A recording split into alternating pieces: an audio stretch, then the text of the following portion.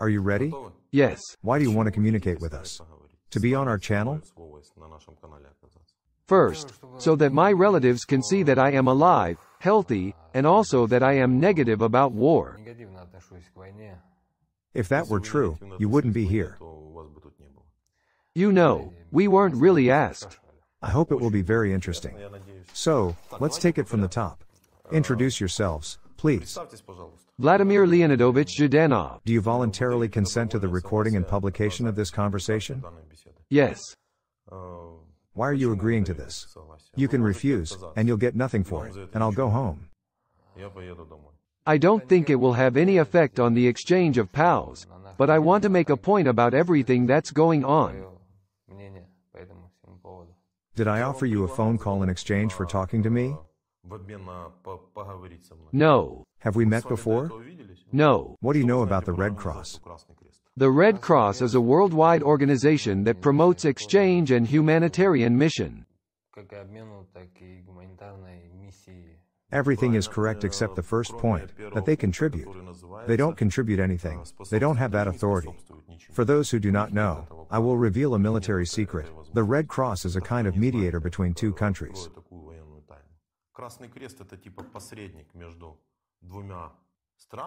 Warring countries?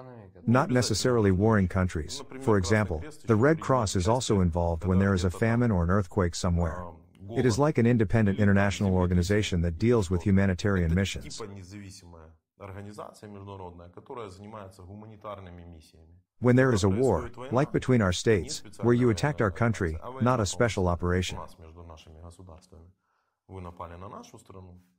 The Red Cross acts as a mediator. Its representatives communicate with our prisoners of war held by you and your prisoners of war held by us. The Red Cross recently published a report on activities in the country that said bloggers interviewing POWs were violating the Geneva Convention.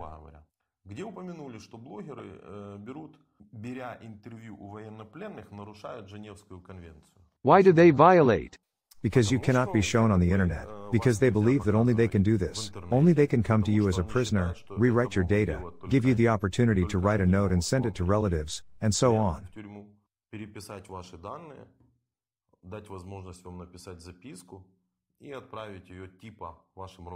And in the best case, your relatives will someday receive this note. God forbid. Written messages, Red Cross messages, have been known to arrive 4 months late. In 2023, 4 months is a long time? Yes.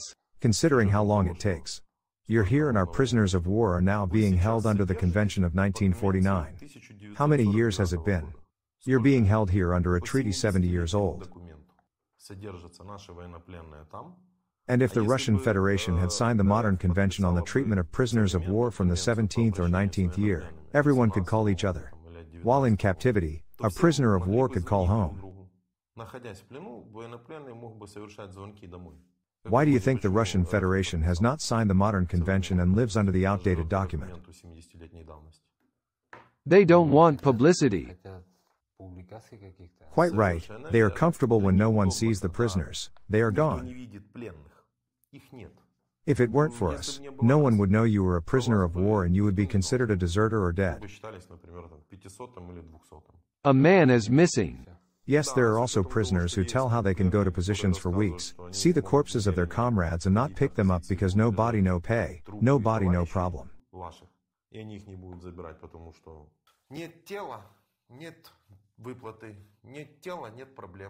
If someone is being held captive, that's a problem. They need to be taken away, plus some bloggers are showing them. The information is coming to light. Your acquaintances or friends will see you. Even if we don't reach anyone, enough people will watch the video. Someone from your town will 100% recognize you, and the process will get rolling. That way, by word of mouth, everyone will know I'm a prisoner. Yes. Then they'll start doing something. You have not yet given your year and city of birth. I was born on August 8, 1982 in the city of Cherkasy. Cherkasy? Yes. Are you Ukrainian? Yes. I did not know about it. I was about a year and a half old when my parents divorced and my mom took me to Gagra in Abkhazia. Where? Gagra in Abkhazia. I was once in Gagra. There are resorts there. Yes. What were you in prison for? For theft. 150. 8. Part? 2. Group? No, it's from 2,500. They use a different numbering. Is this your first conviction? No. Second? Second. Second. You are 40 years old. 41. Yeah. How long were you in prison? 3 and 7. 3 and 7.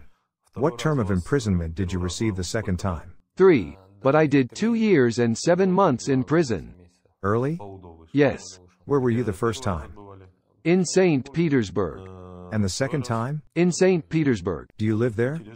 For the last 18 years. What was the second prison term? 2 years. How much time did you spend in prison before you were contracted by the Department of Defense? 11 months. St. Petersburg is a big city, the capital of culture. What were you doing there? I'm a chef by trade. What does mom do? She's retired now. What was her profession? She's a chef. Got it. This profession is in my blood. My great-grandfather was Stalin's personal cook. Whoa, seriously? Yes, my grandfather, grandmother and uncle were cooks at the 17th Party Congress. What interesting stories were told about Stalin and the family of cooks? They didn't say much. Tell me what you can. He was stern, strict, but, as my grandfather used to say, fair and sociable. Of course he's fair. He repressed 5 million people. Such a fair grandfather. Good for him. Fair grandpa's favorite dish? I said 5 million, but I'm not sure and I want to Google Stalin's history. He loved satsivi. Satsevai? Satsivi. What's that? This is chicken and nuts, served cold. A very tasty dish. I'm going to try to assume that you repaired something and then you were accused of stealing it, but you didn't. No, I stole a grinder. Costing 5,000 rubles? 4,800. 6 months of investigation. Yes. You were convicted in 4 sessions? There were 3 meetings. No. No, 4. I was convicted on the 4th trial. What prison were you in? In St. Petersburg, in Fornasovo. What's the name? Fornasovo IK3. Is Fornasovo the name of the prison? The village of Fornasovo. Okay. What's the slang for that? Fariki or Farik. It was 900. 700. Tell us about when Wagner came to you and how it was? I haven't seen Wagner. Is it because they were already there before you? Yes, that's right. How many men did they take? I heard 30 or 40 people. When did the military come to you? On the 10th day. The 10th day of February in the year 23. Yes. Were the soldiers arriving in civilian clothes? They were dressed military style. In uniform? Yes. It's rare to hear someone say that. You couldn't see the military rank? No, they didn't introduce themselves. In balaclavas? No. No balaclavas? Without balaclavas. One was normal. In civilian clothes? Yes, and the other was in some unusual shape. It's clear. The one in the uniform was talking. I see. All right, what do we got? When? You said one key phrase in there that really stuck with me. How did the conversation go and what did they say to you? And another question, they didn't take the offended from you? No. And before that? Before that, they were taken by Wagner. Wagner could not take the offended away. I think someone came to pick them up on purpose. Department of Defense because Wagner doesn't accept offended people into its ranks. Doesn't take? No. So there won't be a riot. Okay. What else did they tell you? They said that there was a special operation going on, that they needed volunteers for 6 months and that they would clear our files. We were promised a salary, a clean file and freedom in 6 months. How many of you were there? What happened next? 9 people. They were from the Department of Defense. Yes. What unit did you belong to? Storm Z. What happened next? They said there would be negative consequences if I refused. In case of refusal to go to war? Yes. You already said you can't refuse? Can't refuse what? Not to go to war. Then tell me what it was like. Your whole colony was there, right? Yes. When you were all drafted for the war, at what point did you realize that you could not refuse? Why did only 9 men agree to fight instead of 730?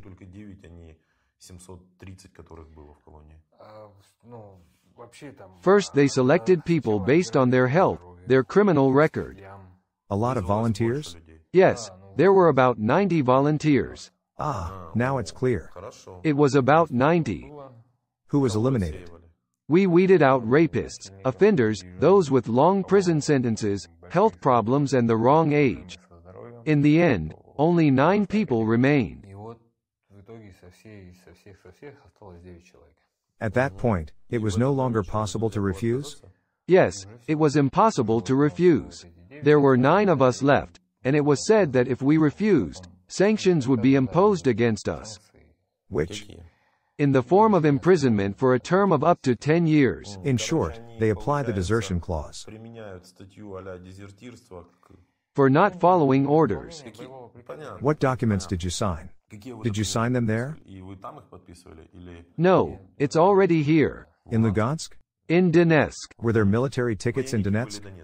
There were no military tickets as such. We were not given any documents at all. Only some papers with a photocopy. Wait, I'm sorry to interrupt you.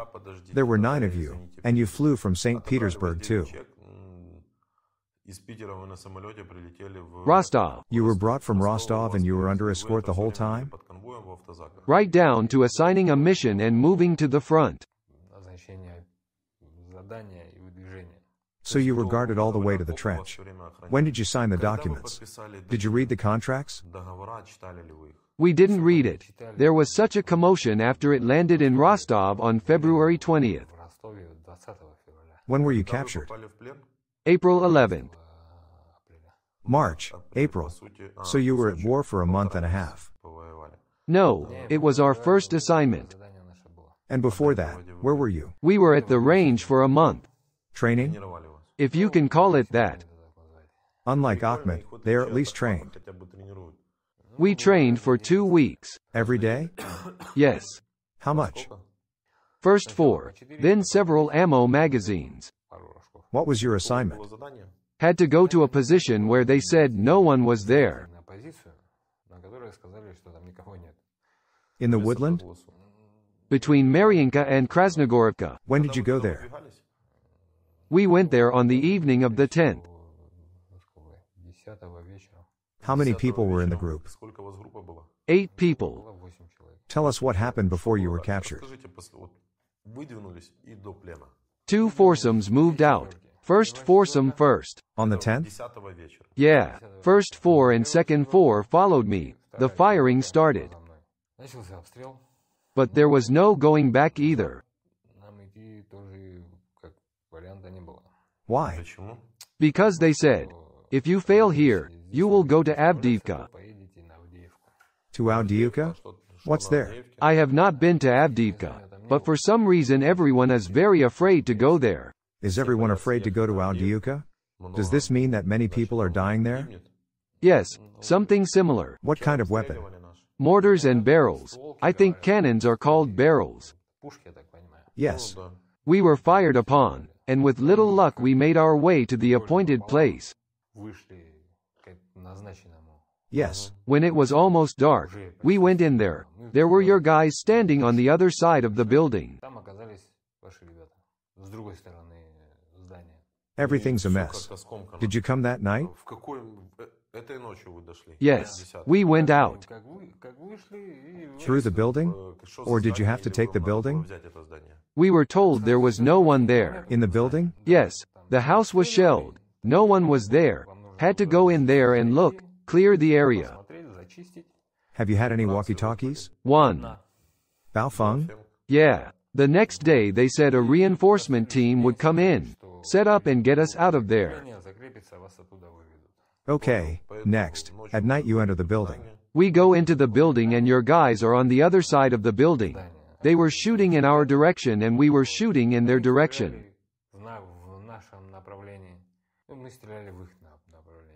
Didn't engage in aimed fire.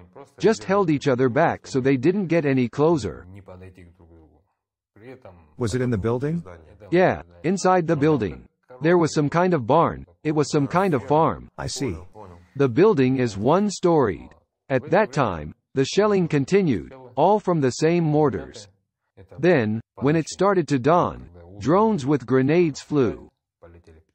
Grenades were thrown in a circle where possible. Not far away was your position, which was engaged in small arms combat. A little farther away was another position of yours.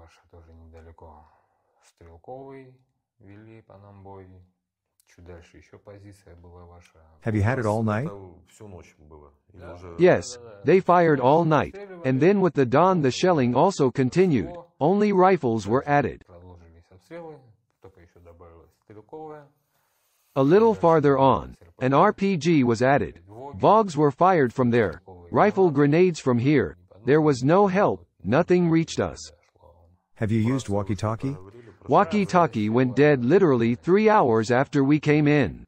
And we were left without a walkie-talkie. How many people are left alive before dawn? All survived. Were there injured? Yes, there were wounded. We had one wounded man. He was wounded during the night and said he was going to try to get to his positions and left. I don't know if he got there.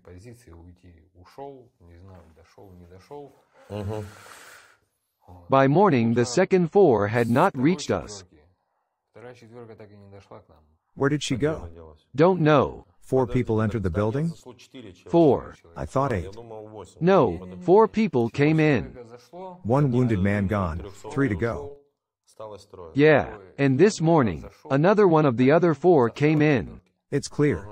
But before entering the building, he was wounded. A grenade fell, and a piece of shrapnel flew into his side. Did he talk about the others? He said he didn't know anything. Everyone had scattered somewhere. There was no one left. He saw this building and realized he had to go here and came. He was wounded, so he sat down in the hole that was there. Then we gave him a shot and he sat there the whole time.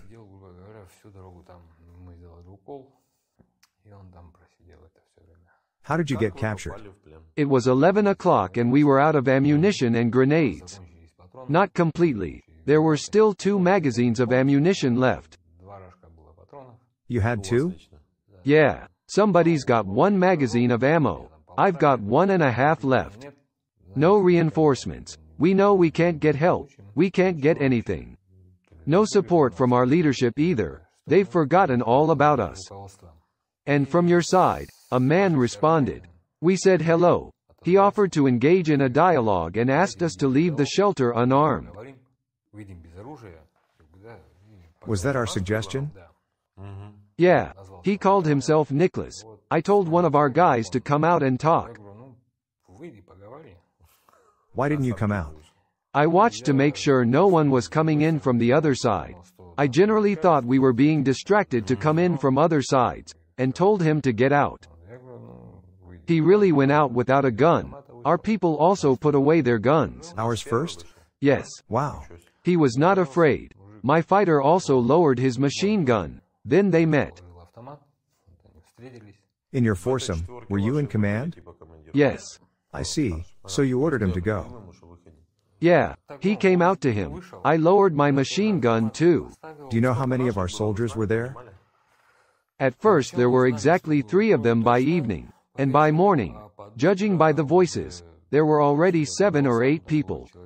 That means you've got reinforcements. You don't have a problem with that. I also put down my automatic rifle and went out.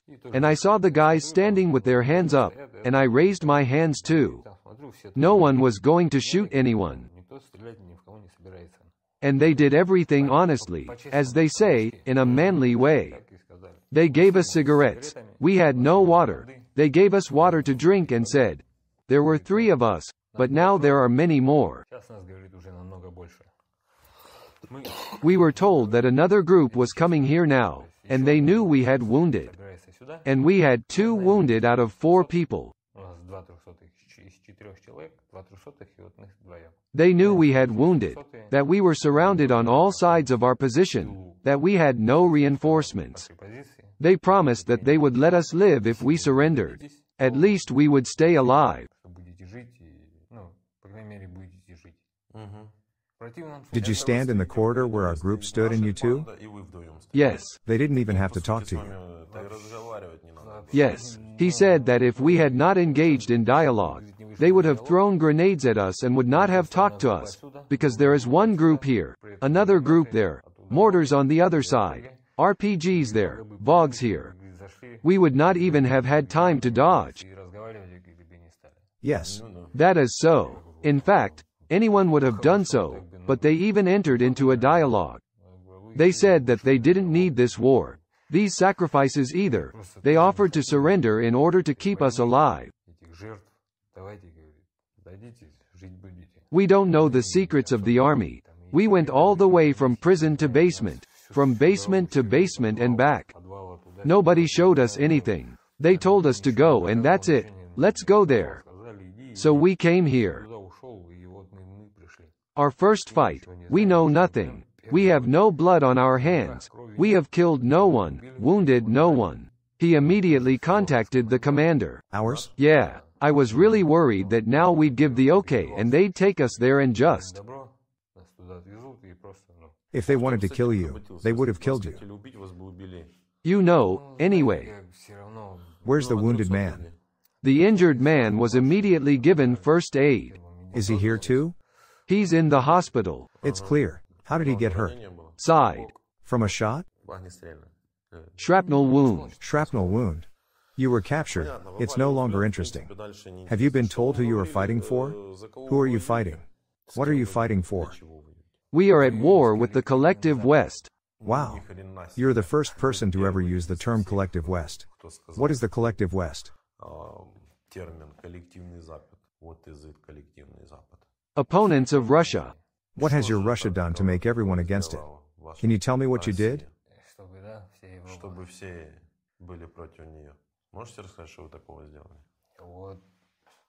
I don't know much about politics. This is where I say, are you serious? Tell me, which of you know about this politics? Which of you can give me an answer on this subject? I think very few people know. It's all decided from above. They benefit from having people like you who don't understand anything. It's easiest to manage a herd that knows nothing. Yes, that's how it is. Yes. Who do you think will win? I hope we come to something common, unified. What can we come to? We will come to a unified outcome. We will win, that's for sure. The only question is, when will this year's Independence Day come and our tanks drive through Red Square? That's when it'll be good. Would that be a victory? If you get to Moscow, of course. We don't need this. You'll destroy yourselves from the inside out. You said we'd agree on who would negotiate with whom? I would like to see some sort of agreement reached and all the sharp edges smoothed out. What are sharp corners? How do you smooth them out? You've already smoothed out several major cities. You've killed so many people, civilians, soldiers, defenders. This is. How many generations does it take to get over it? Do you have children? Daughter. I can tell you that your daughter, how old is she? 18. Your daughter will be paying us for the rest of her life. You know, there are compensations, that is, part of her salary will be transferred to us. You should know that as well. You were sent to die in a foreign country. Can you tell me what idea you came to kill for? Without taking into account your personal motivation, can you tell me why? No. Are you defending something? You are told that you are protecting the Russian-speaking population that is here. Here? Yes, in Ukraine. Did they ask for it? Now you're all going to write in the comments that it's more interesting to talk to prisoners because they're actually smarter. Guys, don't go to war. This war is not our war. If they invaded our home, we'd go to war. However, it is not entirely clear what is going on here. The attitude and position is that, in general, it is all evil. Take care of your families. Take care of your loved ones. Take care of yourself and do not get involved in all this. Hello. Yes. Good afternoon. Who are you? Your husband is in captivity. He is with me. He wants to talk to you. If you want to talk to him, you must agree to have this conversation recorded and published. He is fine? Is he whole? Talk to him. I won't tell you everything about him. I'll put him on the phone. Do you give your consent? What? Do you give your consent or not? Yeah. Is he okay with that? No, I don't mind. Then how did I get your number? Oh, okay. You do not say where you are or who is with you in captivity. I got it. Hello, my sunshine. Yes. Hello. Hey, are you okay? Are your arms and legs okay? My arms and legs are intact. I'm alive, practically healthy. And our command has never bothered to tell me where I am. No one reported anything, no. Naturally. While we are only guessing about you from the fortune-telling cards, we know that you were supposed to get in touch the other day, that you are not disabled, all your limbs are intact. There are some health difficulties and the fact that you are limited, cannot act.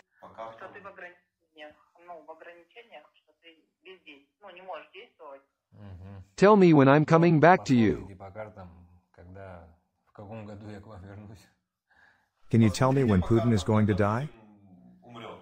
It is impossible to guess about Putin. He has a strong defense, even strong magicians who watch him get sick and die. It immediately bounces off him, because famous personalities have strong protection. Predict from the cards when Ukraine will win. We don't predict that, we can only look at the personal, we only learn. For example, you can guess for love. All right, read the cards when our President Zelensky performs in Red Square. It's massively popular. We can only guess on cards about personal relationships. Okay, when am I going to be in Red Square? To drink tea. Your date is required for this. Okay, I'll tell you the date, I'll give you everything. If you get a chance, tell me about me too, about when I'll be back.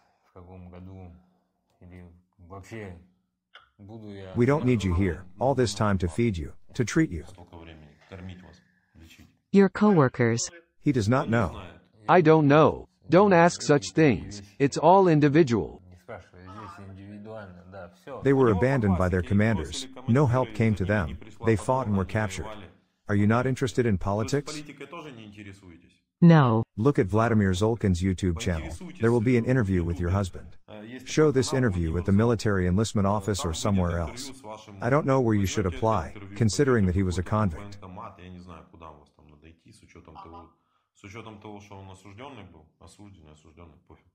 Tell them he's alive, in captivity, to be put on the POW exchange lists. That's how you can help him. Sitting at home and laying out cards is not likely to help you. All my darlings. See you later. Hang in there. I love you. We, too. Bye. I hope all be fine. Love you. I kiss you bye. Telegram. Are you happy? Thank you very much. What did we do wrong? Absolutely nothing. We can cancel everything and wait for the Red Cross. No. I don't think I forgot to ask anything. Thank you for the conversation. I didn't even give you a microphone. Thank you, too. Good afternoon. Hello. How are you doing? Fine. Okay. Not bad. Introduce yourselves, please. You first. Sergei Sergeyevich Safronov. Date of birth? The 1st of January of the year 1985. City of birth? Russia, Krasnoyarsk Territory, the city of Zaozerny. Your nationality? Russian. Religion? Christian. And you? Daidamirov Salik Sultanovich. Chechen Republic, Sharoysky District, Kirinskoy Village. Date of birth? September 23rd of 83. 83rd. Yes. What is your military rank and position? Conscript service. When you came here to fight? I am a sergeant, in the position of a sapper. Are you mobilized? Yes. And you? Deputy Company Commander.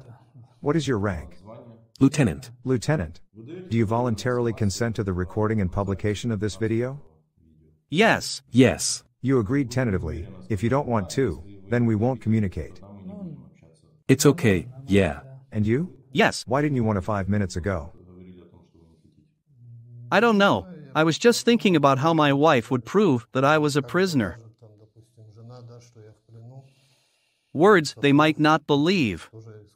How to prove that I am really a prisoner, that I am not killed or a deserter. This was after I said I would record the denial on camera and asked, "Why don't you want to announce to the world that you're alive?" He thought about it and said yes. Was that the case? Yes, it was. Why do you agree? I don't know, because I have to. No, I don't want that. If you don't want it, we'll end the conversation and that's it. There are people who said no.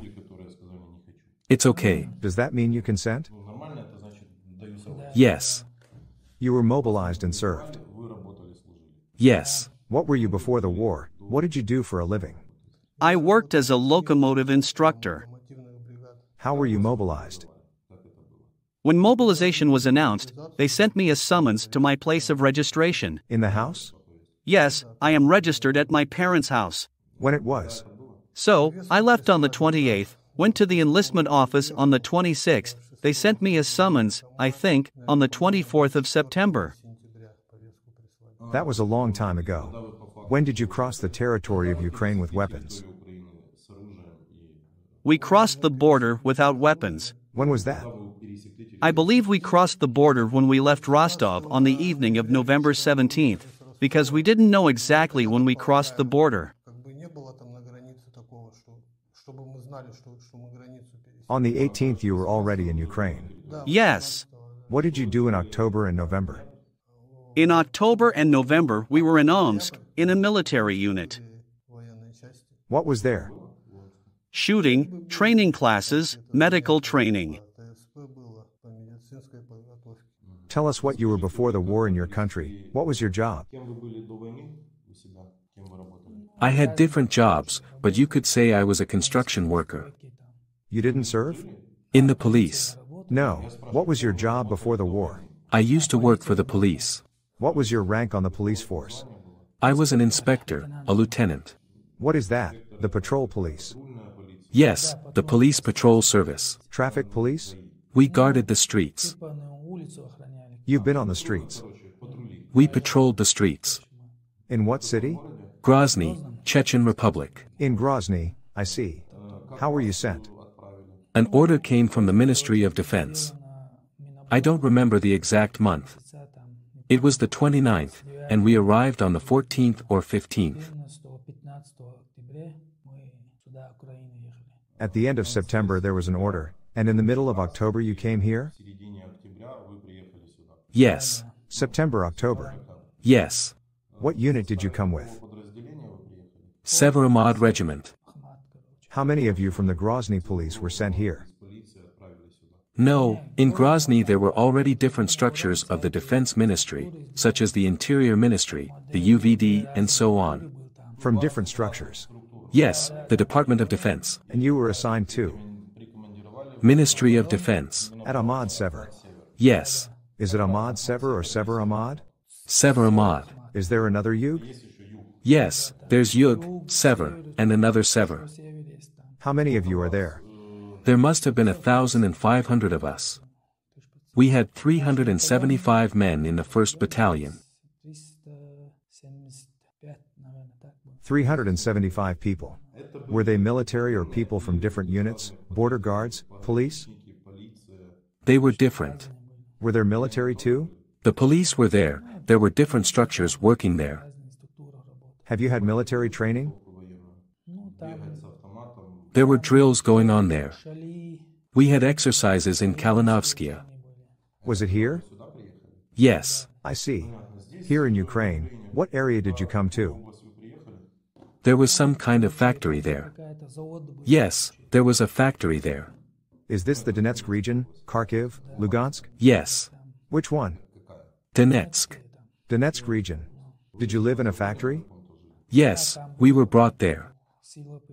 Was your whole battalion there? Yes. 300 people? 370. When were you captured? There weren't many of us when we were captured. When? It was the 14th of December. December 14th. Yes. How many people? There were 5 of us. How it was? At first, the drone dropped grenades on us. There were 10 of us in the trench, 5 of us were wounded and sent to the hospital. We stayed there in position. Then the drone flew in again and threw grenades at us again. We went into the basement and that minute we were surrounded. We shot back at them for, I think, 2 or 3 hours, I don't remember exactly. We started to fight back, then we ran out of ammo. Then they started gassing us. We were already almost unconscious, got out of the trench, we were detained and taken prisoner. Who took you prisoners? I don't know them, they didn't introduce themselves. Was it the armed forces of Ukraine? Yes, Ukrainians. Ordinary soldiers? Yeah, I guess so. Not the special forces, the battalion? I don't know, but one thing they said was that there were Kherson soldiers there too, they were very respectful of us.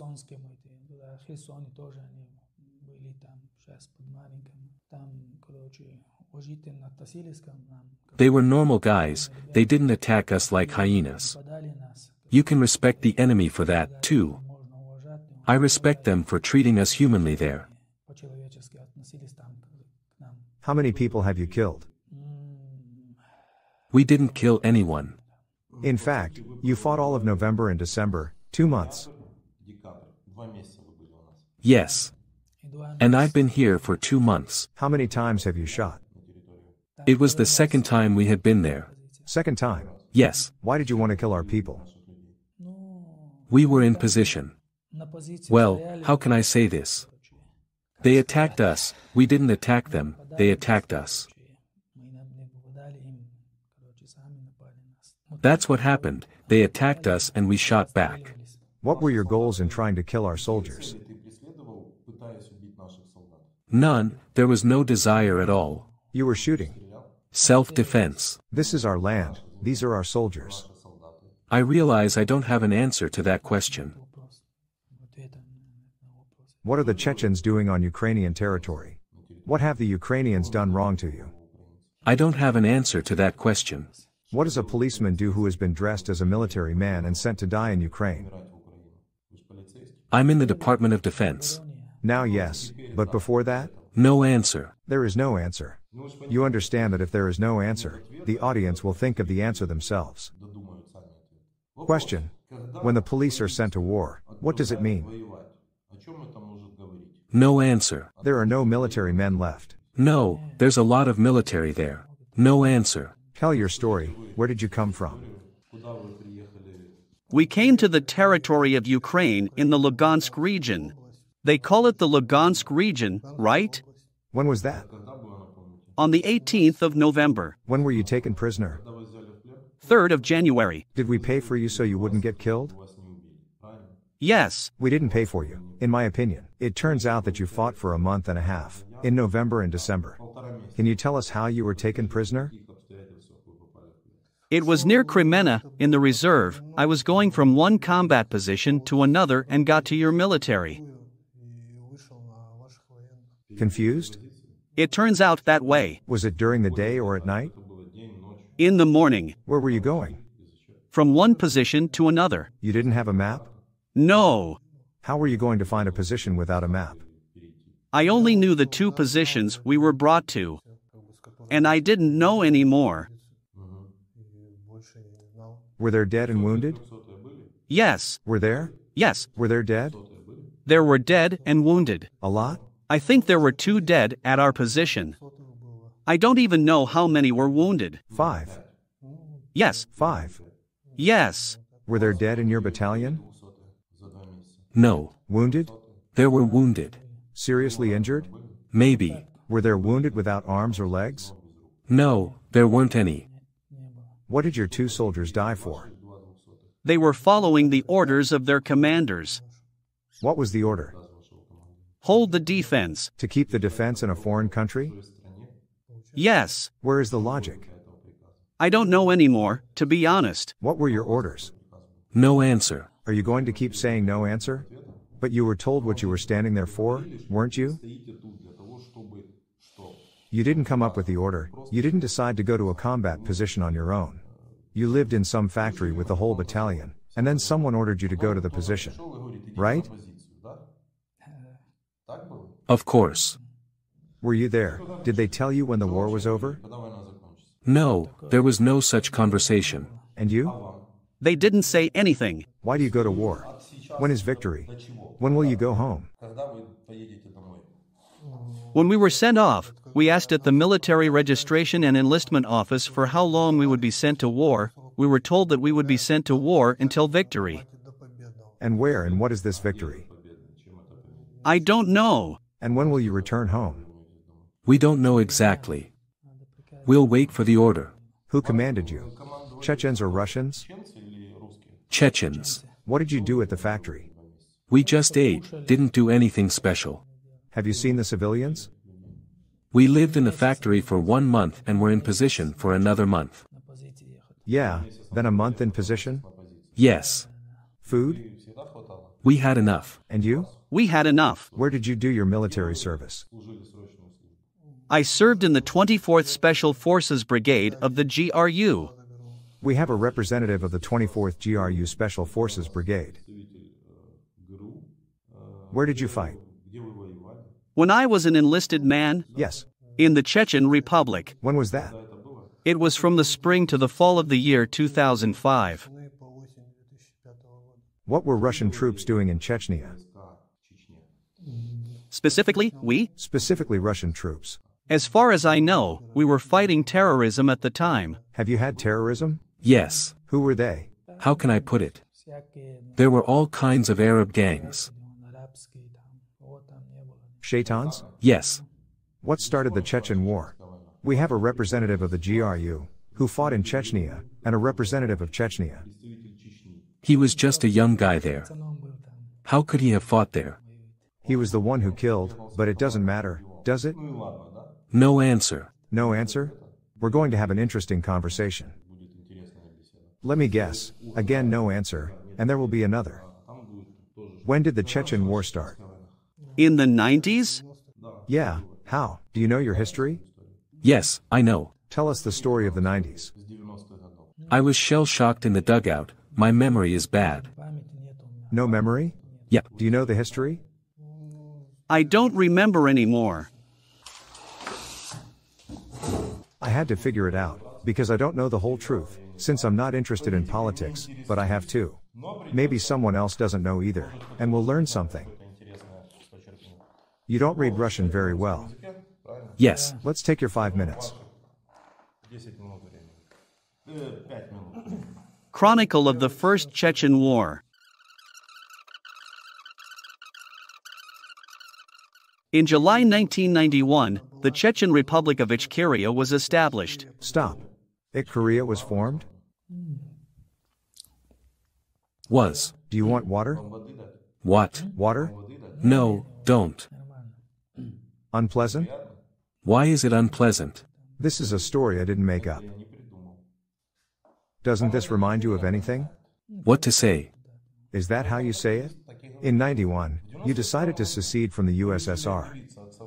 The only thing I can say is that our brothers died in the First and Second Chechen Wars. Allah willing, we will meet in the next world together. And there is nothing else I can say.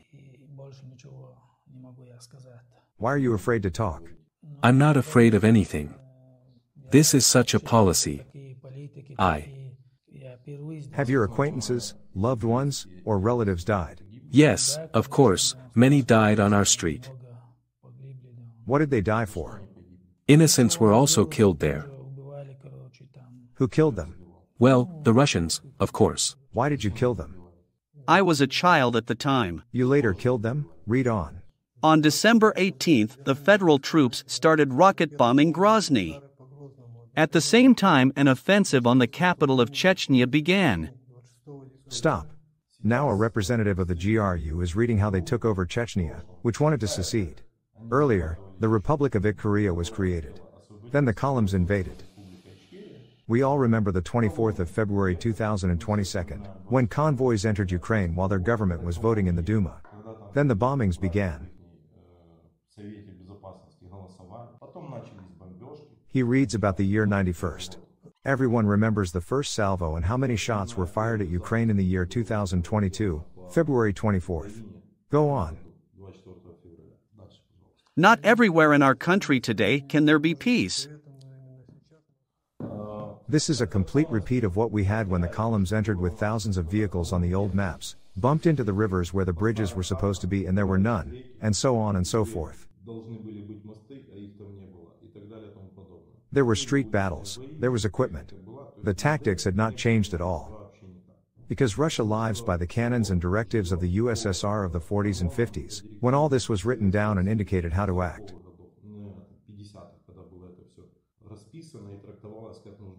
The attack on Grozny was an attack on Kiev.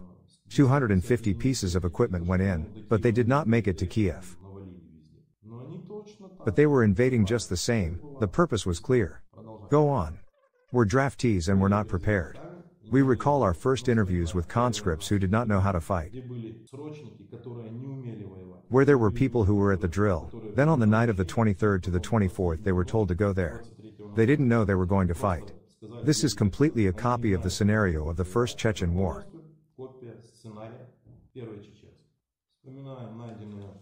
We recall the mass graves found in Bucha, Izium, and Kherson. The model is the same as in Chechnya. They killed civilians, raped, abused, then buried and looted.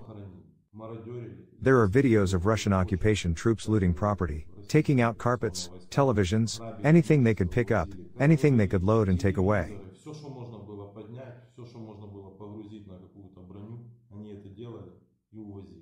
How is it that they killed you, and now you are running under their flag to kill us? No answer. No answer? Why is it funny to you? It's not funny to me. I understand that you're not amused. I can see your reaction, I can feel the dryness in your throat. What can I say? He is afraid of what will happen to him. I'm not afraid, everything is fine. Nothing will happen to you after this video. This is a guarantee of your life. Kadyrov won't dare do anything to you, because for him it's a death sentence, although we know a different story. Let's play the game.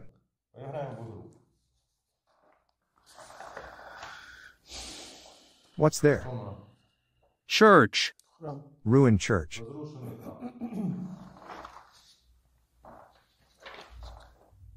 City. Ruined city.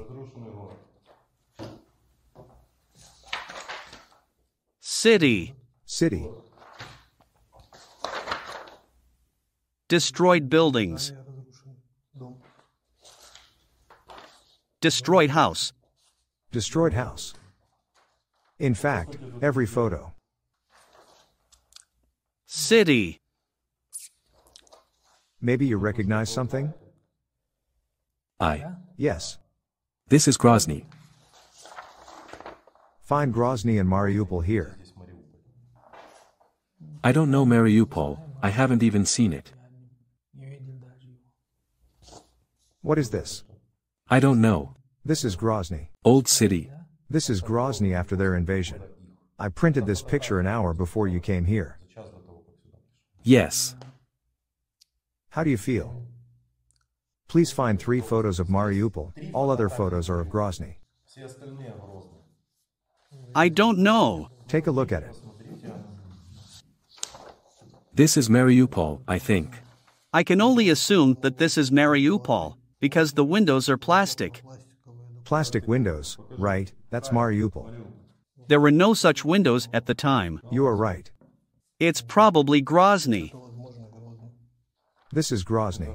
I was neither there nor there, I'm just guessing. This must be Mariupol. That's right, this is Mariupol, they also have plastic windows. Possibly Grozny. This is Grozny, right. Here, I don't know.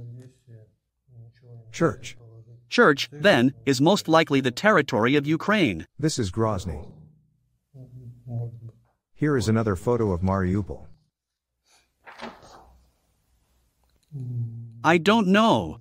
Because the Russian world brings the same thing always. There's a dot drawn here so I don't get confused. You see, right? There are dots in the photo of Mariupol. Why did the Russians destroy the churches in Grozny? I can't answer that. How does this happen? What does the Russian world bring? Why do you, who have lived through all this, bring it to us? You see on television how our cities are being destroyed, don't you? Kharkov. You don't care. I care. No answer. When will you have an answer? The purpose of this conversation is for your friends to look and try to answer the question. What can I say? Tell it like it is. Answer the question of what the Russians are bringing to Chechnya, brought to Georgia. War. War? In Chechnya and in Georgia. Yes, and in Ukraine. And in Ukraine, too. And in Ukraine, too. Why do you help them kill people, destroy cities? What did Mufti tell you when the 5 of you were sitting there? They're in the mosque. Yes. I don't remember. What would he do on the battlefield? I have a problem with my head. Everything is fine with your head, I know this very well, and your phrase, no answer is some kind of kindergarten. I tell it like it is. He knows and remembers everything. Good afternoon, your husband is a prisoner. Do you want to talk to him?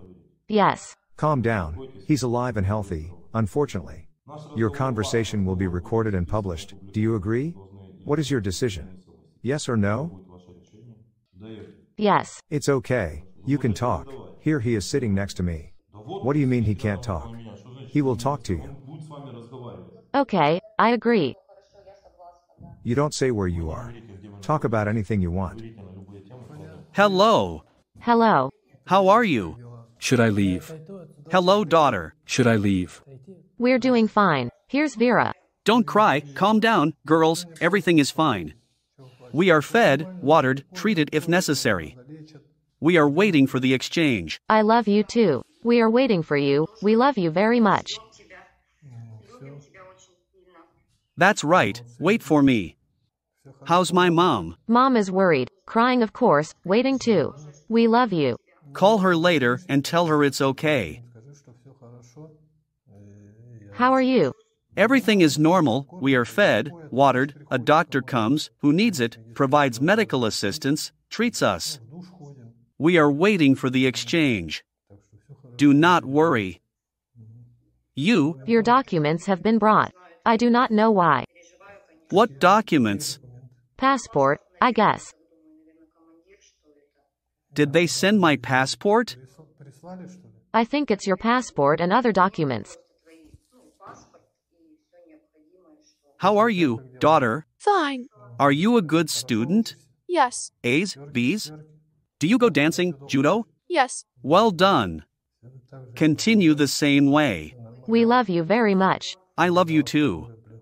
You just have to wait a little while and everything will be fine. How much? I don't know. Maybe a month. Don't cry, it's okay. Thank you so much for giving me the opportunity to call.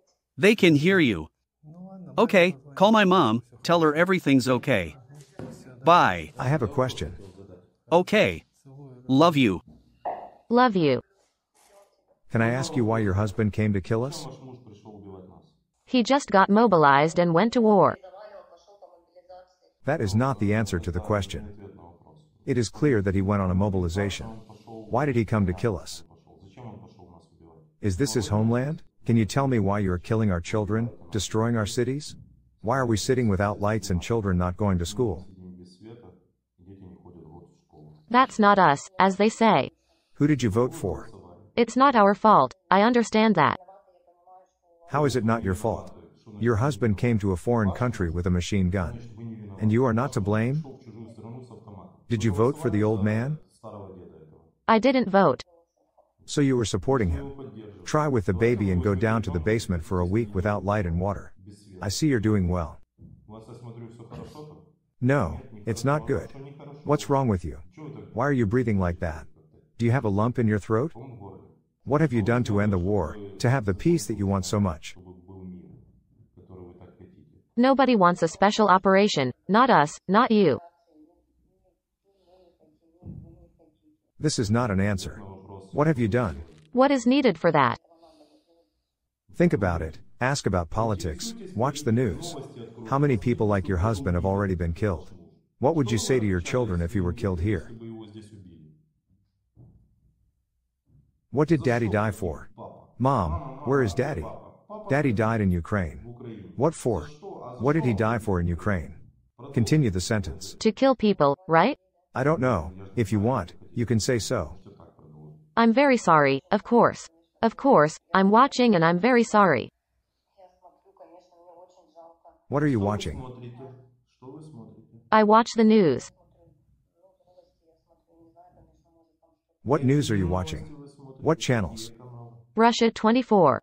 Russia 24? Tell us what is really going on here, so that we are not limited to the phrase, so it turns out. What's going on?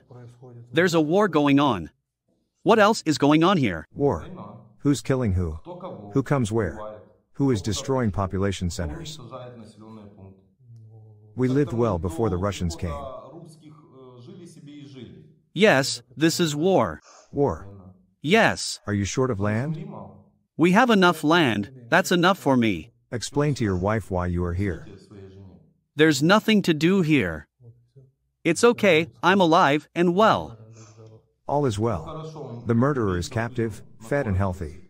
What did I say wrong? Correct me. Did I say something unnecessary? Where did you study? No answer. There is no answer for one simple reason. Yes. What? Don't need more. No need? Yes. Why? If you tell me why, we'll stop. Tell me why I shouldn't do it, and then there won't be anything. Tell the truth for once in your life. I'm telling the truth. I speak as best I can. It is our tradition that prisoners of war turn to their fellow countrymen if they wish. You can both turn to your compatriots. You to the citizens of Chechnya, and you to the citizens of Russia. In Chechen? Unfortunately, no, because I don't know what you're going to say. No, what can I say? Say it in Russian. You came to defend the Russian world. There is a place to sleep and something to eat. I tell my grandfathers and mothers not to worry. I tell my relatives, my brothers, the streets, the villages that everything is fine. I'm fine. I tell all the commanders that everything is fine, don't worry. Allah willing, I'll come home. That's how it is. No, thank you. You don't. No. You will not say anything, and you, in fact, said, come, everything is fine here. I'm right? Nothing is good in war. Then maybe we should apologize or tell them not to come here?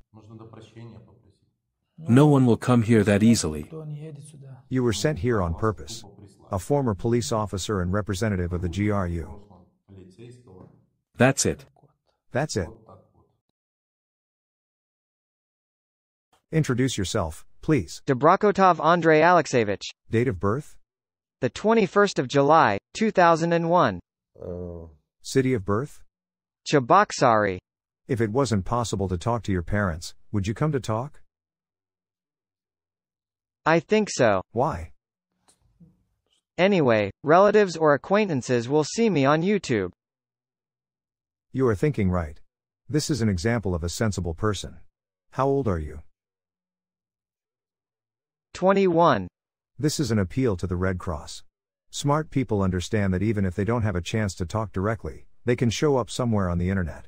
This is an opportunity to share important information. What kind of information? That I am alive and well. That's right, that you're alive, healthy, take me back. Right? Yes, that's right. Surprisingly, you're smart beyond your years. Or is that what they tell you where they keep you? No. Considering that you are 21 years old, I have my doubts. What are you fighting for? I was mobilized. Who are you at war with? With the Ukrainian people. It's such an authoritative statement. I like it. Why? Whatever you think, say it. You can say whatever you want on YouTube. You won't get punished for that, believe me. It was said that nationalists and Nazis were here. Nazis or nationalists? Nazis. What is the difference between a Nazi and a nationalist? That's an interesting question, isn't it? Do you understand the difference? Not really. What kind of education do you have? Secondary. Secondary specialty, welder. Welder. Okay. What do you know about Ukraine before the war? Let's define ourselves.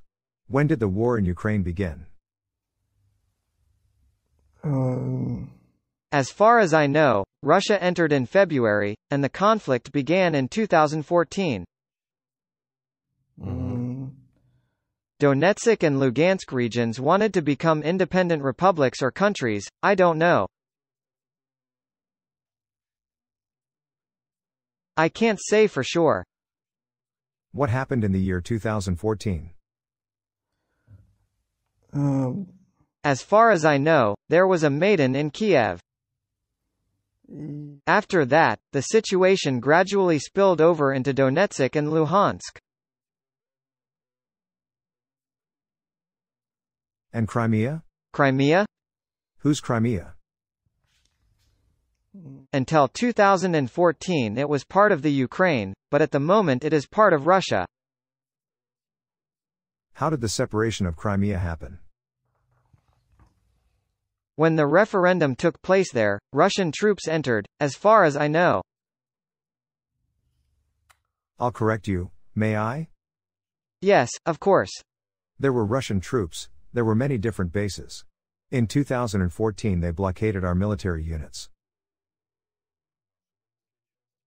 Yes, there was indeed a kind of referendum, but this referendum was held at gunpoint, where international observers were not allowed.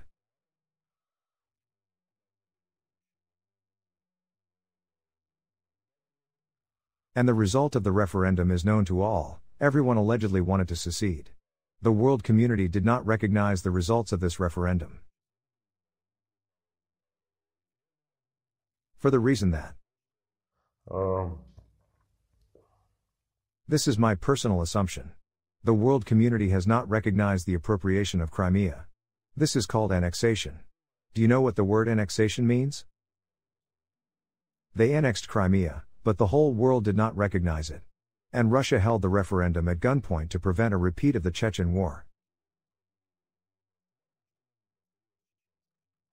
The First Chechen War began after the people decided to live separately. They wanted to create Ik Korea and secede from the USSR. But war broke out because the USSR did not want to let Chechnya go. Apparently, in order to avoid something like this time, in 2014, Russia decided to completely control the referendum.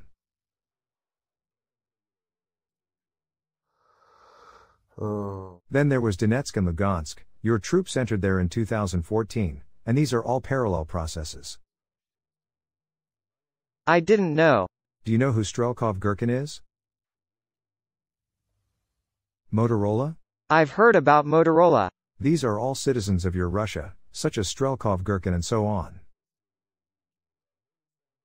They entered the territory of Donetsk and Luhansk regions as part of various Dr. G groups and other military formations, and from that moment they tried to start a Russian Spring. The Russian Spring did not work out for them. More precisely, it succeeded in these two regions, but it failed in Kharkiv and Odessa, and another period began. 8 years of bombing Donbass. What happened on February 24 of the 22nd year? I know very little about what happened on February 24, very little. Why don't you know anything?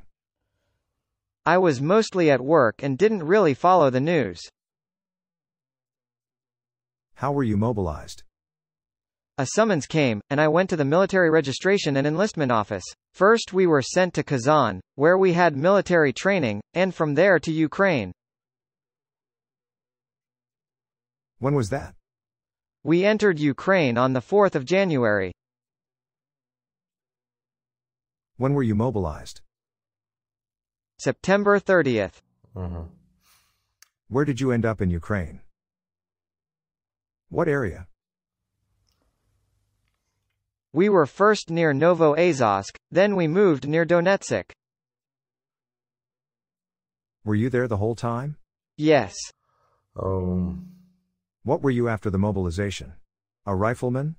Rifleman, yes. As part of which unit did you fight? Motorized rifleman. What brigade or regiment? Regiment 1231. 31. Yes. Is this a territorial defense? I didn't understand. So it doesn't matter.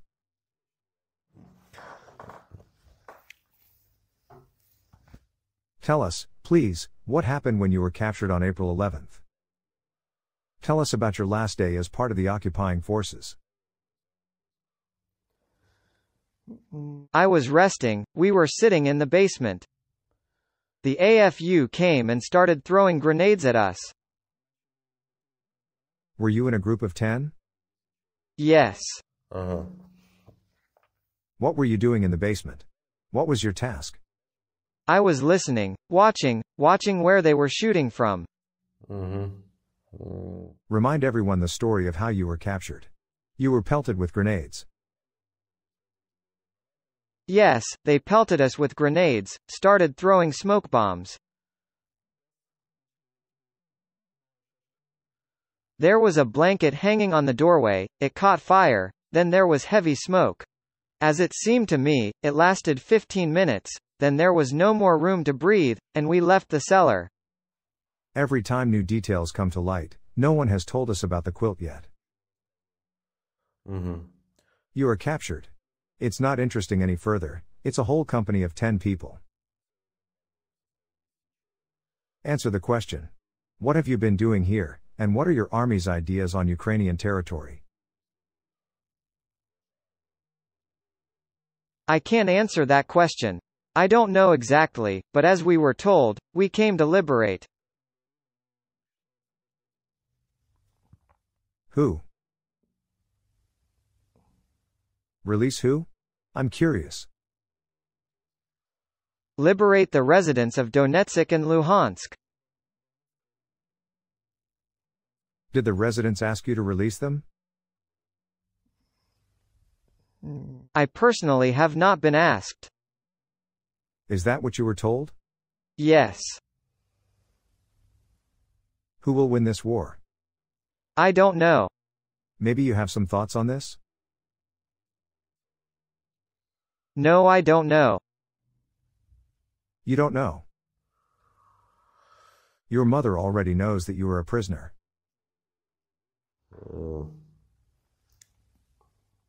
Did she want to let you go? She didn't want to. What did she say? She didn't say anything, she just didn't want to let go. Was she crying? Yes. Grandma and Grandpa, too. Father? Father, he and my mother have been divorced for a long time. Divorce. What were they saying? Why were they crying? That I'm too young to go to war. What did you tell them? I was threatened with jail time. How much jail time? 8 years, I think. Where did they tell you that? I heard about it, it was on the news.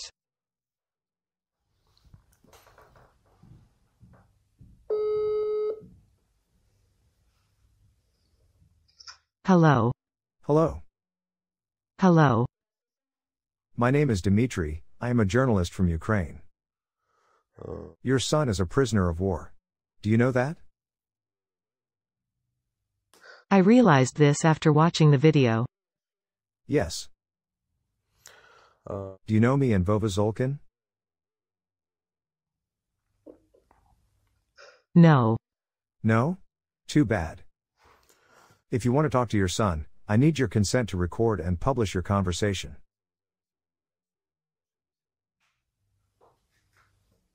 I didn't get it. If you want to talk to your son, I'll put him on the phone, he's with me now. But the conversation will be recorded and published on our YouTube channel, I need your consent.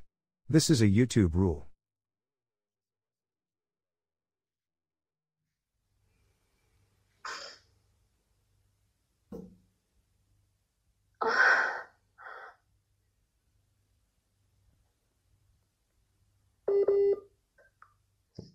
You disappeared, you showed up. I want to talk. What? I have a bad connection here. I really want to talk to my son. Do you consent to the recording and publication?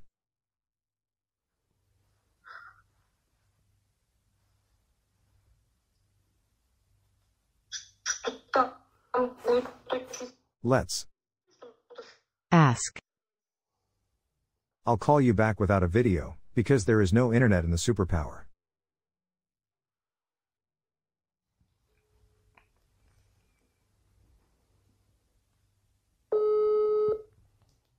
Is there a problem with your internet? I called back without a video, because you don't have internet in Russia.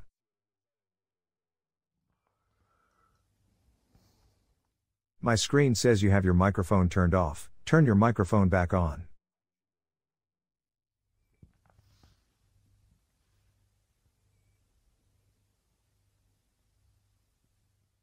Can you hear me? You can be heard. Because you have a bad connection, I suggest that you talk on the audio call. Do you consent to the recording and publication of the conversation?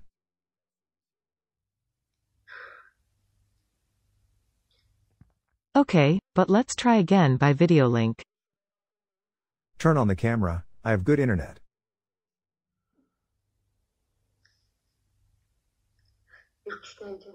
Call.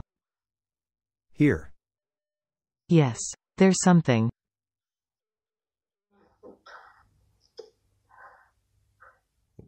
It works. Do you consent to the recording? Yes. Talk. You don't say where you are or who you are with. Hi, I'm fine. Hello. Son. When do they let you go home? As soon as I'm on the list, they'll send me home. Son, what do I need to do that? What do I need to do? She has to go to the military unit. She has to go to the enlistment office in order to have her son recognized as a living prisoner of war. Show everyone the video that will go out on the channel. Get yourself recognized as a prisoner of war. You have to go to the enlistment office, so they can put me on the list. Does everyone at home know I'm alive? Turn off the video. It seems to be disappearing.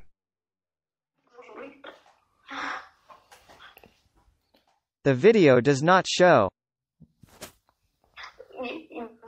Yes, I've lost my video connection. I say the video is slowing down, so I turned it off.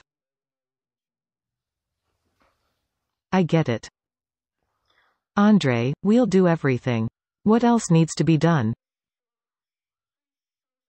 Have her turn off the video. Turn off the video. Can I turn it on? That's it. Without the video, talk. Hello. Yes. You have to go to the enlistment office to get me on the list. I got it. Okay, I'll definitely go to the enlistment office, okay?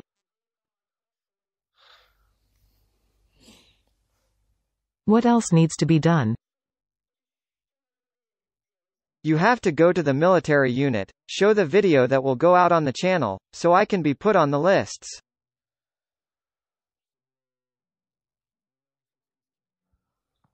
All right, son.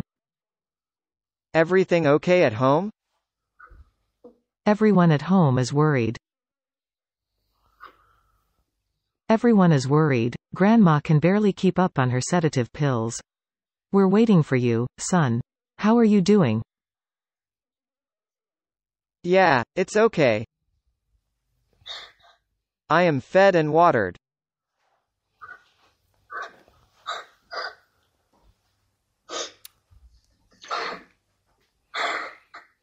My son, we're all worried about you. Don't worry, I'm alive. I'm okay, I'm fine.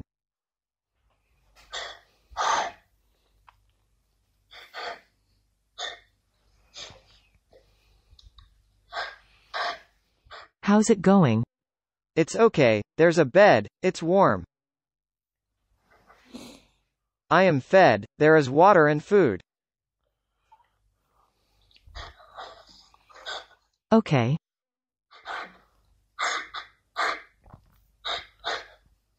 Don't worry.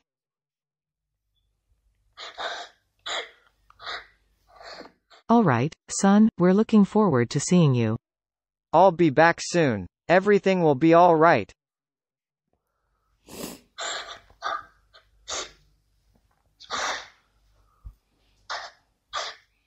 Tell everyone I called and that I'm fine. Okay. All right, son, all right. Then should I wait for you to be put on the list? Yes, yes.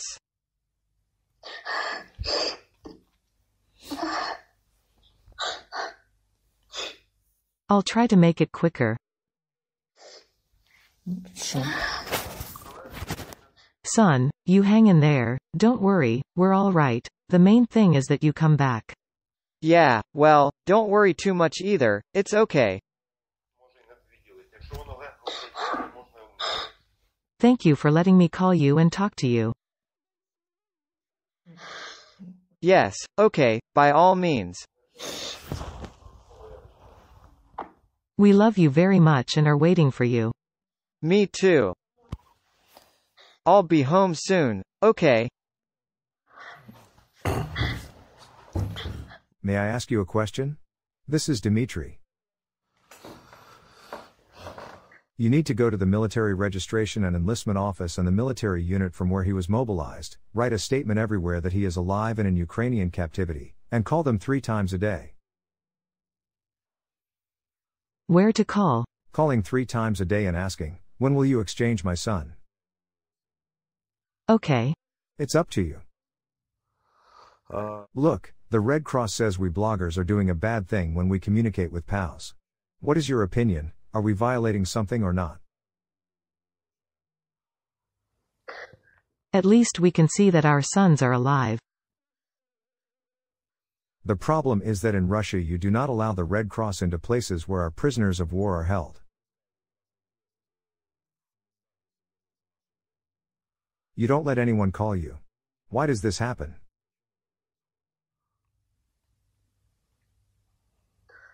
I can't even tell you anything about that. I realize I didn't exactly ask the right question. Here's another question. What is your country doing in Ukraine? What are you doing here? Why did you come to kill Ukrainians? This is a very provocative question. What is his provocation? Your son is a prisoner, he was running around with a machine gun. In a foreign country. He is an occupant, you must be aware and know that.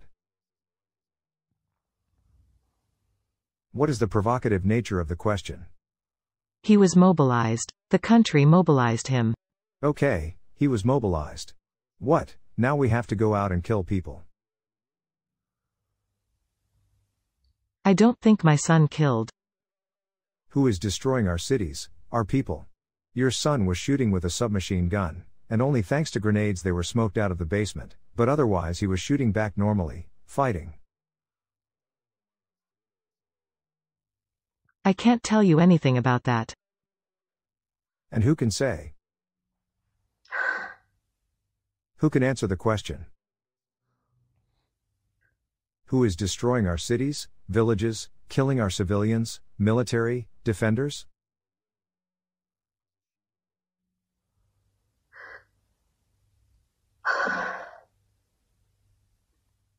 This question is not for me, the little man. You are all little people. These little men slaves make up your country.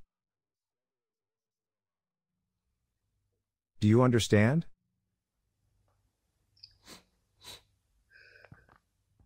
You are all little people.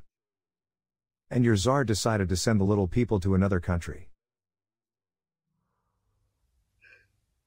You must not doubt that your son is an occupant. You, like Nazi Germany, attacked our country on February 24th, 22nd, and first attacked in 14th.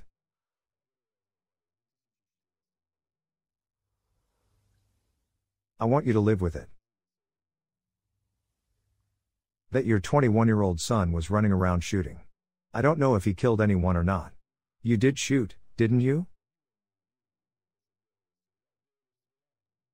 I shot. He was shooting.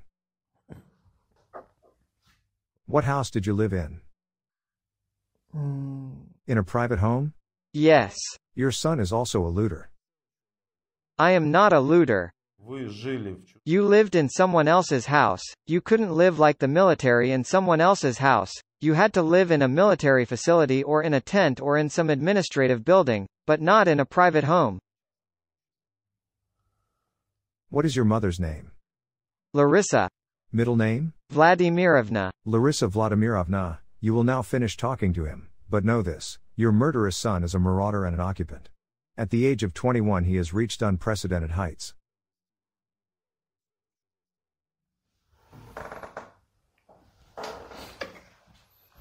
Hello. Hello, son. Yes. Son, please hold on. I'm fine, don't worry. I'm very worried, everyone is worried. No need to worry. We love you very much. Me, too. We are waiting for you. We love.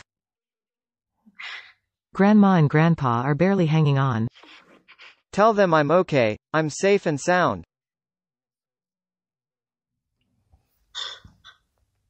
Okay, I'll tell them. Okay, fine. I kiss you, I love you. Me, too.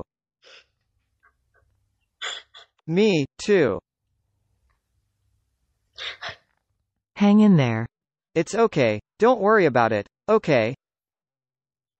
We are waiting for you. Okay. As soon as I'm on the list, I'm going home. All right, all right. Okay. Okay, don't worry, it's okay, bye. Okay, I'm waiting for you. Okay, bye.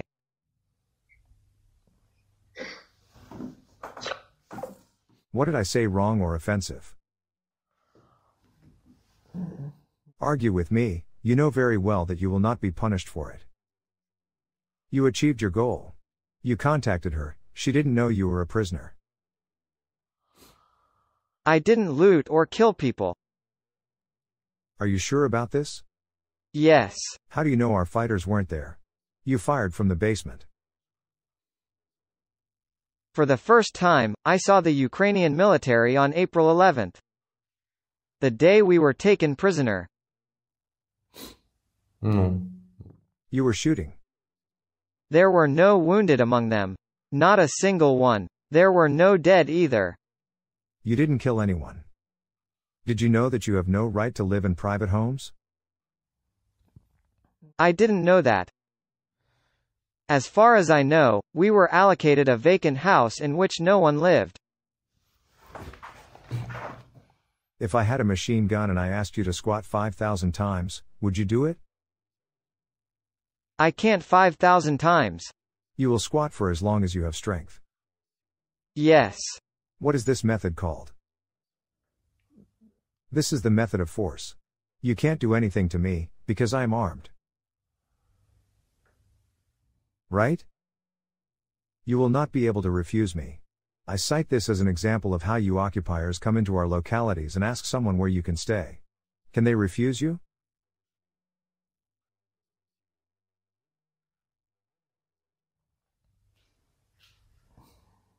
I can't answer that question. You can't say no to me if I pull the plug and tell you to squat. You will do squats because you value your life.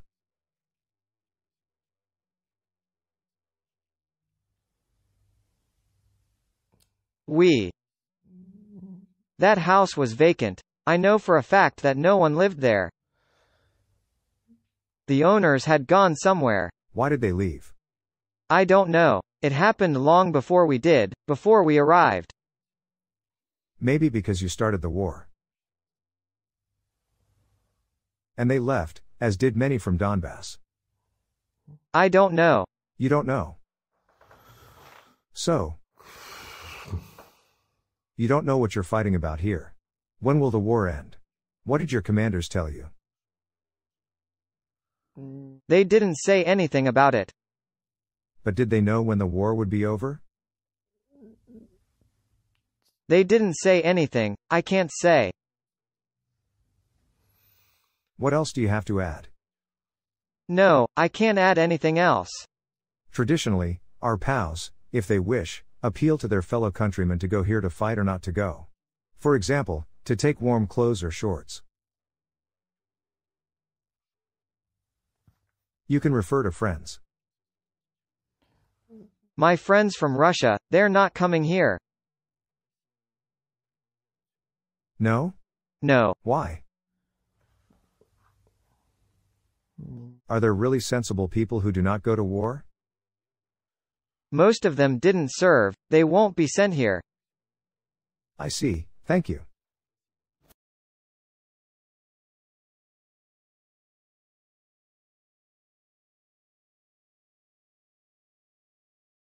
Good afternoon.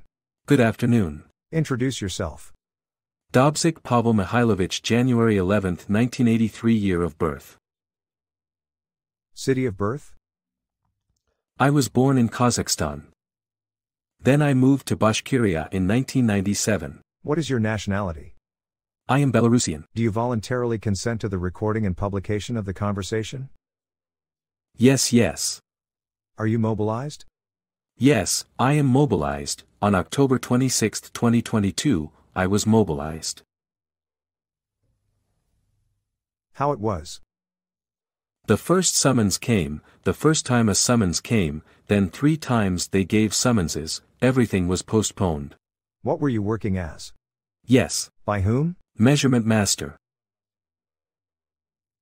What is a measurement master? Measurements of plastic windows. The one who comes and measures the windows? Yes, they deliver the contracts after me, and then the installers come. The summons was served several times. How did this happen? What were you told? The first time I was in Kazan, with my son at a competition. Then I went to the military registration and enlistment office, where they gave me another summons, because I didn't come on the day I was supposed to come.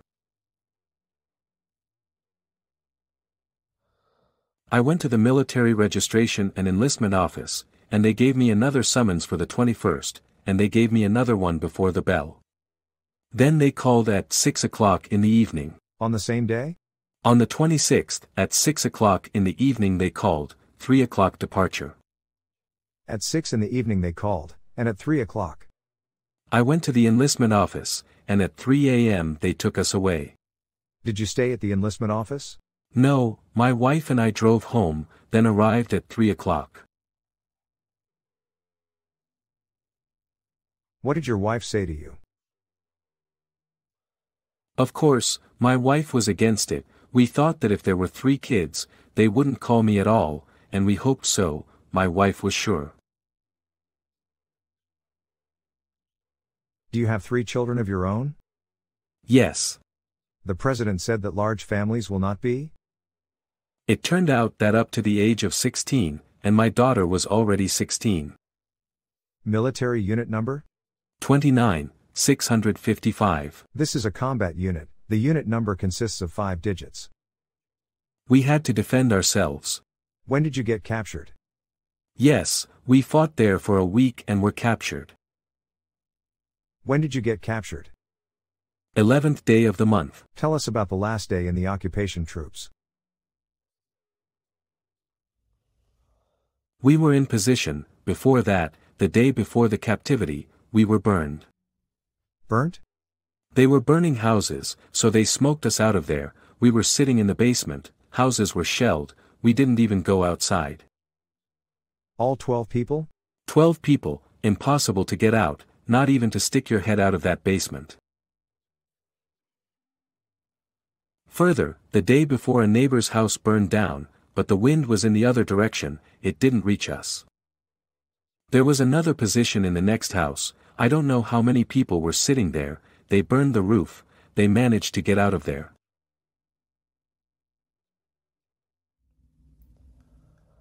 We didn't have a roof, so they burned down the neighboring houses.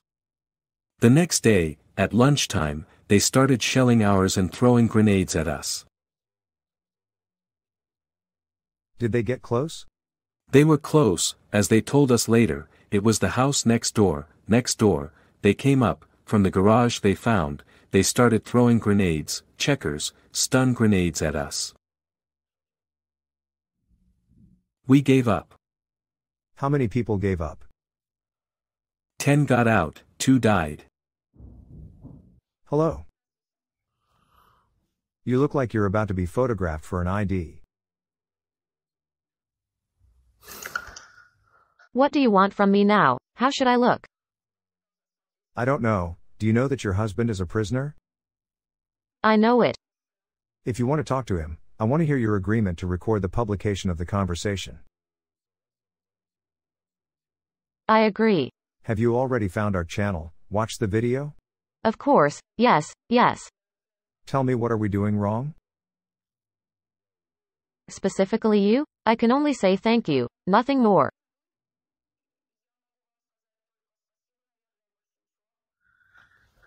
Why does the Red Cross accuse us of violating the rights of occupiers?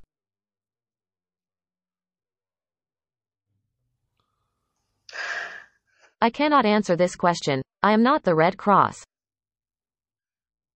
If we do what the Red Cross wants us to do, then you won't communicate with it. Is that good or bad? No, I want to communicate with my husband. Yes, do you agree? I agree, yes. Communicate. You are forbidden to say where you are and who is with you in captivity. Do you understand me?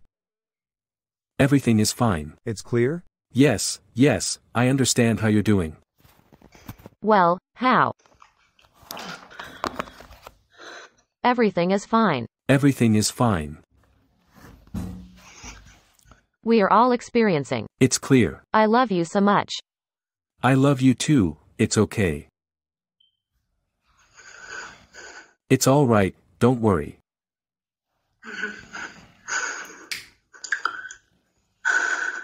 I love you all. We went where we needed to go. Wherever they could, wherever they knew, that's where they went, kind of everywhere.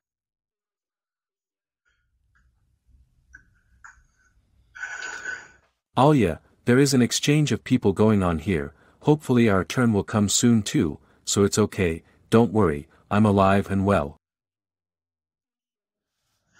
We are waiting. How are you feeling? Everything is fine. We got first aid right away, everything was fine, we were fed. Thank you. We take showers, we do laundry, we get fed, everything is fine. Fine. As children? Yeah, it's okay, we're all worried. So basically it's okay. I love you very much. I love you too, kiss the kids. Okay, say hi, everything will be fine. Everyone is aware, everyone knows, that is, even more than we would like. Yesterday, the day before yesterday, a video went out on WhatsApp, and I've already received calls from different cities. The video is already circulating on WhatsApp, so there is nothing to hide. Okay. Okay, everything will be fine. Hope to see you soon. Of course, my good one. My love, say hello to everyone, say that everything is fine. Fine. Call the military unit, okay? What to say? About others. They probably know? What to say about the rest? Don't say anything about others. They too will. It's okay. Getting in touch? Everything is alright with them. Yes, okay. My dear, bye. Wait. We called the military unit. They must have been reported missing there. They still are. You? No. I don't know about you, but I know for a fact that you're not missing. I can't speak for others. 2 died there. It is allowed. Don't. Do you know surnames? Name the surnames of those who don't. Say that stayed there, they probably don't know about it, died. Who else? The second person was not from our unit. Fine. I understood. Can I ask you a question? I love you. I love you. You watched our interview. I keep asking questions. What question do you want to answer? Honestly, I do not know. Let me answer the questions that I can answer. Why did my husband go to war? I can't answer that question for you. You ask the question, why did my husband go to kill people? Yes. I didn't prepare myself to answer these questions. I didn't prepare myself when I watched the videos on your channel. I didn't know what I wanted more, for him to call or for him not to call, because it's probably hard for normal adequate people to answer such questions. I will tell you that he went to defend, as amazing as it is to hear, he went to protect the civilian population, he went to protect his borders, but not to kill. I don't know how you communicate with him.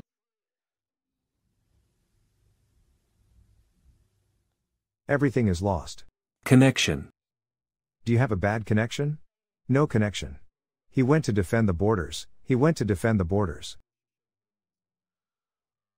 Since when did your Russian borders pass through Ukrainian territory? I can't answer that question. He didn't volunteer, he was just mobilized. Did he tell you how they took him?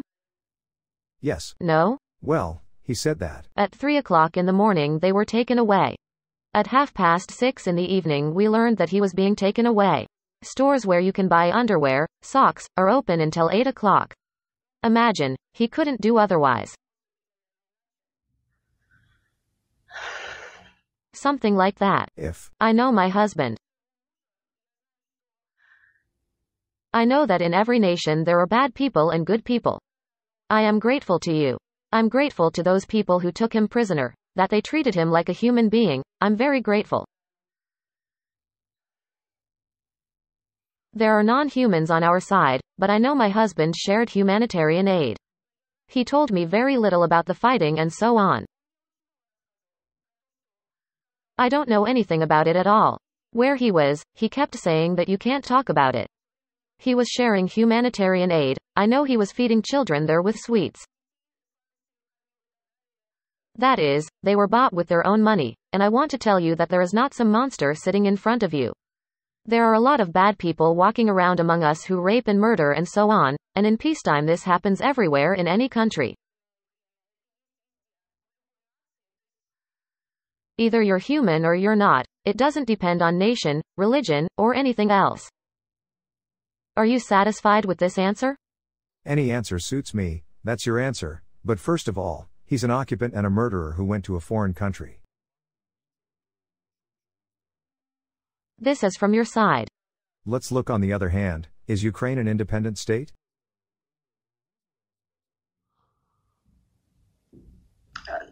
You know, we don't know much.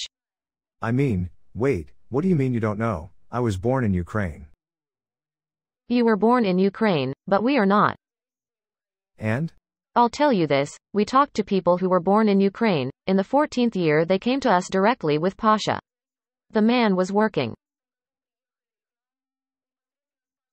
We communicated well with them, helped them. They fled from your Ukraine because it was very bad for them there. Yes, but what happened in 2014? Don't you know? I know. I'm wondering, which version are you going to tell me? There was a Maidan to oppress the Russian-speaking population, killing those who were against some rules.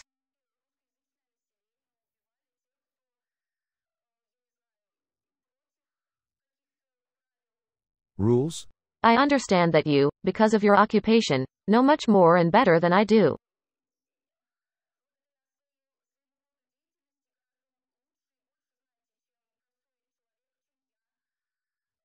Listen. One thing I can say, the only thing I can say, is that I know my husband. So when my husband is equated with murderers, that is something I will never accept. No, that's your business. He's on the territory of a foreign country. Regardless, he's been running around with a machine gun for 7 months. He went there as a slave, he has no rights. Maybe that's the way it is. You've seen more than one interview. Yes, I've watched a lot. I've had time. I've known since the 12th that my husband is a prisoner, so I'm not sitting idle. I take it we're not telling the truth in our interviews? No, I don't know your truth. I honestly don't. What you hear in interviews, is not true. I listen to what our fighters are saying, and it's very painful for Russia. It's painful for ordinary people. I'll tell you what. Why are you hurting? I'm shocked by everything that's happening.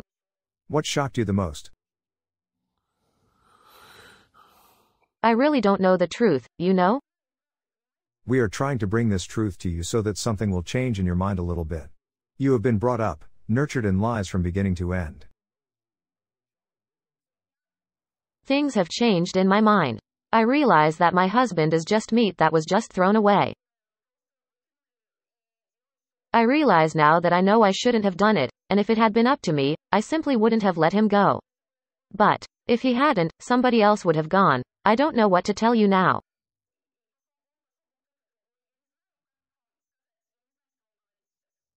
Another question, who is destroying our cities? Did you watch yesterday's shelling, rejoicing? I have never been happy. It gives me no pleasure to see the corpses of Ukrainian soldiers. It is very hard for me to see any corpse. Yesterday, when they blew up the entire entryway, the facade of the apartment building, 23 bodies, including 5 children. I wasn't happy. Never. But when I read the comments under the video with my husband, when there are beautiful girls, you're Ukrainians, who still have families and have children, they use such expressions that it's creepy. They are rejoicing. It was a shock to me. There is no one in my circle who is happy. Do our girls lie? Let's quote some of them. What did they write there? They don't write the truth at all. They write, I don't know. I don't want to say those words. Are they spelling something wrong? Obscene language. We have a YouTube channel. I'm not to judge. And what are we Ukrainians wrong about calling them names? What's wrong? Are you asking me if I'm happy? I'm telling you that I'm not happy. Okay, you say that. You're girls who are younger than me. Yes. Judging by the avatar, they're happy. Happy for what? They rejoice at the explosions in Belgorod, they rejoice very much. I'm glad about it. Of death. I am very happy about it. Well, you see, I'm not. I am very happy about this, because for me it is exactly the same. I can drive a car, or walk down the street, or my child will walk, and your rocket will fall. Why have our people been sitting in basements for over a year? Tell me, please. Are you talking to me? I'm talking to you. What rocket? See. I sympathize, but I can't help, I am a simple person. You are very sober and correct. I like that something has changed in your mind. I'm glad that our interviews, our conversations are opening someone's eyes.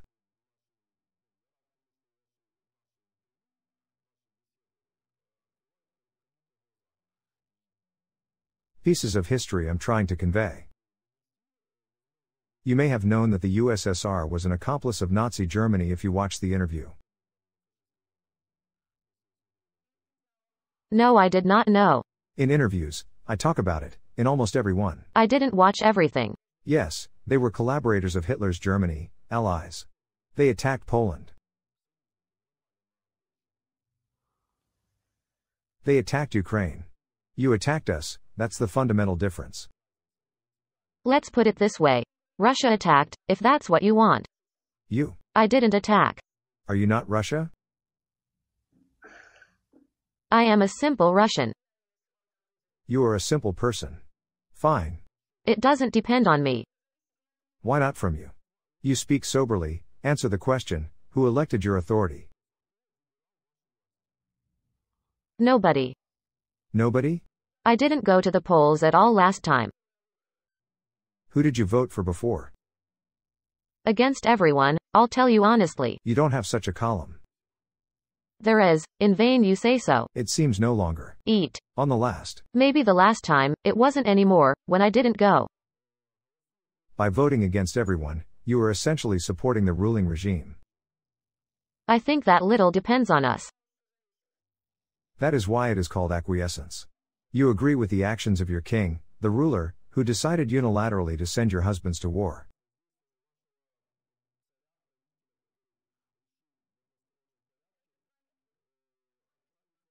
That's our mentality. Everything is done with acquiescence, I agree with that. Every day on TV you are shown victories, victories. Only your husband hasn't seen a single victory. I know. I'm going to ask you a question because he couldn't answer it. If he had been killed, he would have been the third one there. What would you tell your children? What did their father die for?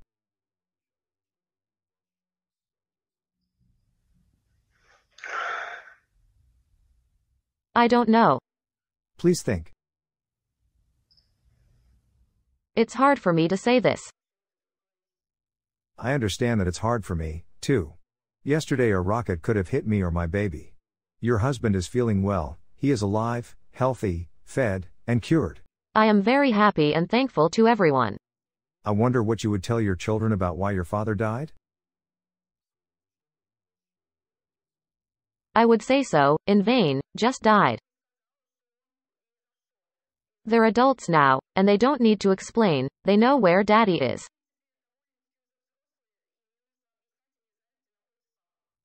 Son is 12. Ah, well, that is. Everyone understands. Wrong answer. He didn't just die. Tell you the truth, what did he die for? If you are interested. For the dreams of your grandfather, the king, the madman who crossed all the boundaries of what was allowed, that's what he was willing to die for. For the delusional ideas of a collector of Russian lands, collecting land with a whip. Do you live normally in Bashkiria?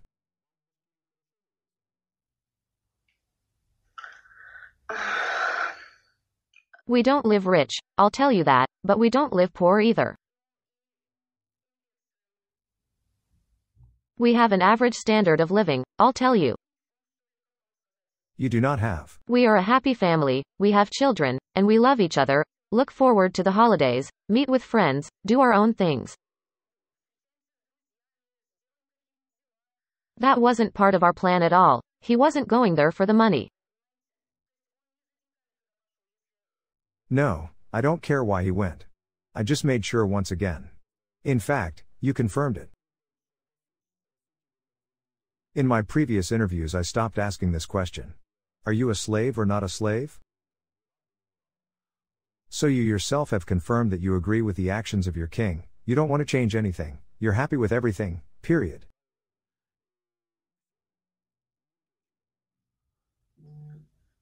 I can tell you that my husband said that. Villages. The ruined villages here look much better, like a fairy tale, than they do now compared to what he saw there. He was in pain, too. Poor people have been living in such conditions for so many years. Never rejoiced. Do you know what happened in the 14th year? Your Russia entered the territory of Donetsk and Luhansk regions, and it all began. You took the Crimea at gunpoint, we didn't want that. Ukraine was not the first to start, you are a terrorist country that brings destruction and pain to everyone, starting with Chechnya, Georgia. You can't go a single decade without breaking into something and destroying something. There is an endless counter-terrorist operation going on in Dagestan, Georgia, the First Chechen War and the Second Chechen War. Have you done something good somewhere? When you say, you, I take it personally. Take it how you want. My achievements in life? I don't care and no one cares. I don't think you are asking the right people these questions. Maybe call Putin? Call Putin. Call Putin? Do you have a wish? No need. Why not? Why are you afraid of your kings? Nobody is afraid. And now everyone is afraid to turn to the boyars. The final question is, how many more of these do you have to kill before you start taking an interest in politics and questioning your kings? You know the stats. You are subscribed to our Telegram channel. Because your media says that 6,000 people died. If there were 6,000, there would be no mobilized. 190,000 have already been killed. Plus 500,000 invalids, cripples. 700,000 have already been destroyed, put out of action. How many more of our armed forces have to destroy the occupiers for you to be interested? How many coffins must be sent to each house? Zeki is already over. How much? 1 million. Well, you consult and write. When there are 2 million, we will begin to take an interest in politics, to ask why we are doing something in Ukraine.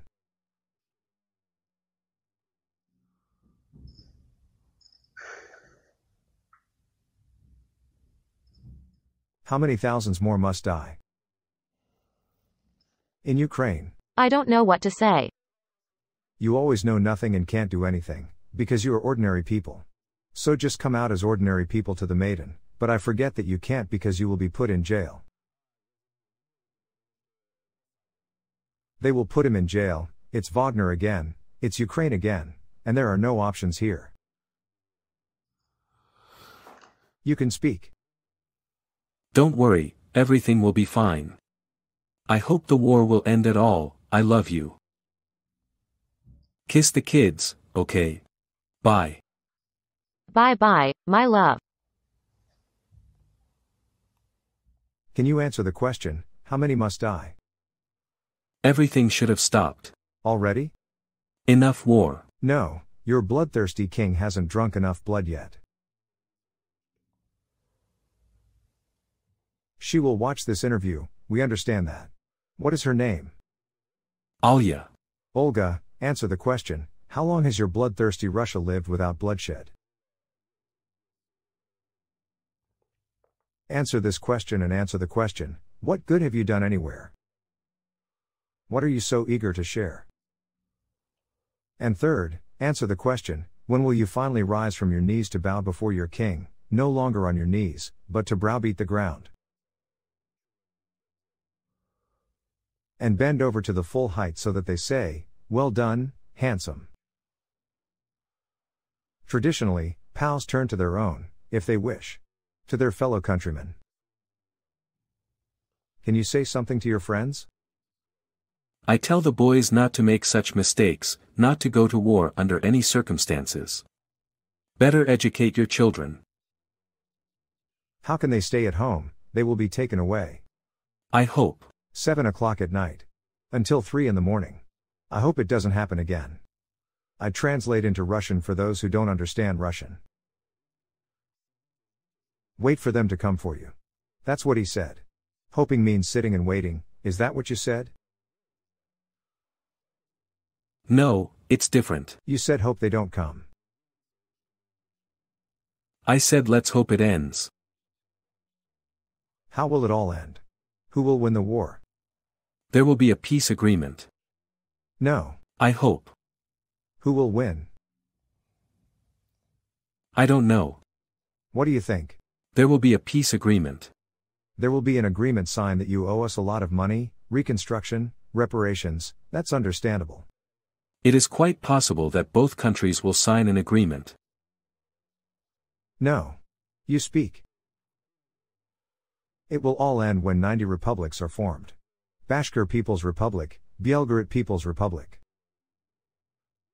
When your country falls apart from within, then everything will come to an end. Well, the war will surely end. Of course, there will be some kind of agreement and it will certainly be on our terms. Or not? It's possible, I can't say. Something else? No. I have a suggestion, I'll answer 3 questions. Do you have any questions for me? Well, how I have a question about the exchange. This question is not for me. Thank you for this opportunity to talk to everyone, to address issues like this, no more questions.